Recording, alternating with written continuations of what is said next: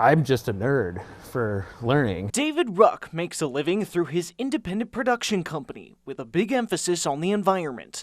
From government to local PBS, learning and teaching the public is something he loves. I love every day that I get to work with a coral scientist or a marine biologist or someone who's trying to better understand the Great Lakes. But now, when it comes to his work with public broadcast, he feels the future of his work is in danger. I typically work with Detroit Public Television. Those are regional stations that are going to take the big hit.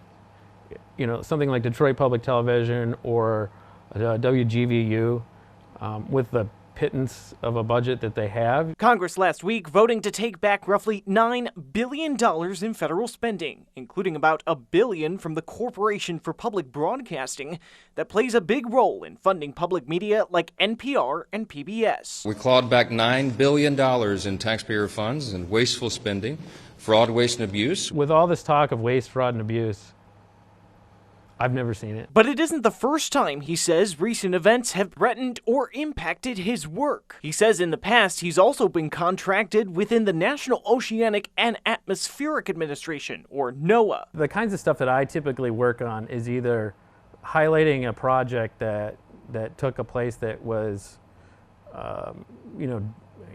suffered from environmental degradation from our industrial past. Earlier this year, NOAA finding itself engulfed in a wave of efforts to drastically reduce the size of the federal government, putting those like hundreds of employees and meteorologists at the National Weather Service out of work, and throwing key funding, staffing, and work into question across the agency.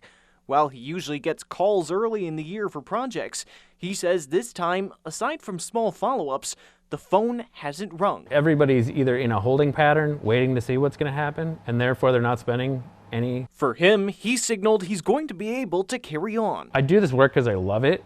The paycheck makes it sustainable. But for the services and their importance, he fears. This work that plays a role in so many things that we take for granted, especially like here in the Great Lakes. We've got just myriad issues now and on the horizon with these freshwater resources that we have.